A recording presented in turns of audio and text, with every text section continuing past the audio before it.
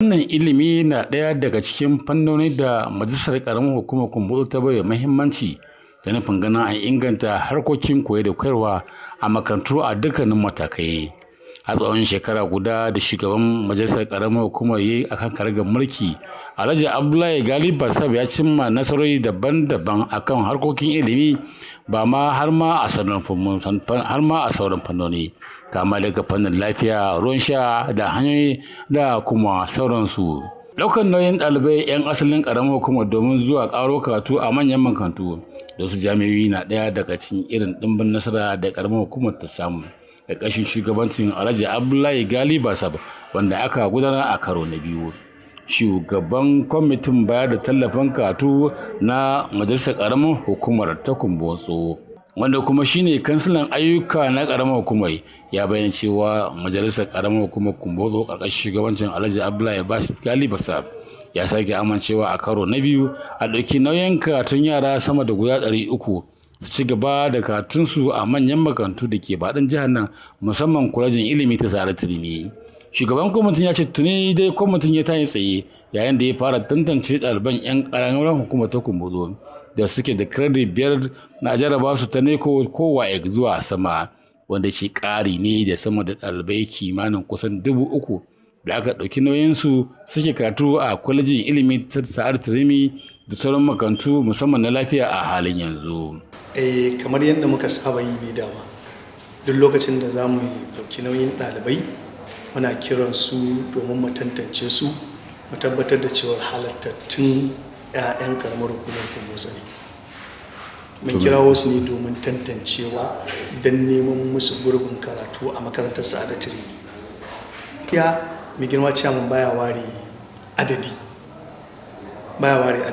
don baci ɗin farko da aka ɗauka da farko da muka yi proposal, mun mushi proposal ɗin mutum 300 ne, amma a ranar da muka zo screening shi ya zo da kansa. Lokacin da muka fara screening ya zo da kansa, ya ga mutane, ya ce gaskiya in dai waɗannan halattattun 'yan ƙaramar hukumar Kumbotso ne baya so a bar mutum ɗaya a ƙasa wanda ba a samu mashi admission ba. A wannan lokacin daga mutum 300 da muka yi proposal, mai girma ciyaman sai da aka ɗauki mutane 1,100 daga 300 aka ɗauki mutum 1,100 aka neman musu admission a Sa'adatu Rimi, kuma a yanzu haka waɗannan 1,100 duk suna cikin Sa'adatu Rimi sun gama NCE 1, yanzu za su tafi NCE 2.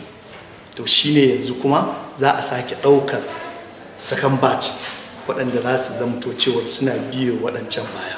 Nasarori saboda a baya ni SA ne na education, kuma yanzu na zama supervisory counselor na works.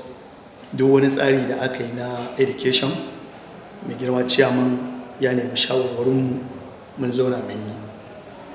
Gudunmawar da mai girma ciyaman ya bayar a harkar ilimi ba iya na higher institution ne kawai ba, duk wasu makarantu da ka sani a karamar hukumar Kumbotso kai ma za ka gani da idan. Wasu daga cikin ɗalibai da suka zanta da sashen labarai na godewa Majalisar Ƙaramar Hukumar suka yi ƙarƙashin shugabancin Alhaji Abdullahi Gali Bassab saboda namijin ƙoƙarin da yake yi wajen inganta harkokin ilimi, inda suka bayyana wannan yunƙuri da cewa wani mataki ne da zai ƙarfafa wa ɗalibai gwiwa zuwa su ci gaba da ƙaro karatunsu don su zamanto al'umma ta gari da kuma jagatu na gari a dukkanin yankunan da suke zaune. Ya ga mai girma Bassab akan wannan kokari da mana na ɗaliban makaranta, kuma Allah ya da mu gode, muna ƙara godiya, kuma za mu yi karatu insha Allah. In Allah ya da muna ƙara godiya mu da babban bara a wurin sun. Allah ya da mun gode Allah shi ya albarka. Allah ya da kuma za mu tsaya tsayin daka ni karatu kuma don mu ga mu mun ci gaba, kuma mun taimaka wa mu waɗanda 'yan baya da kuma sauran 'yan uwanmu. To mun gode. Muna godiya sosai da sosai, Allah ya saka da alkhairi, da fatan kowa da kowa ya samu iliminsa mai amfani.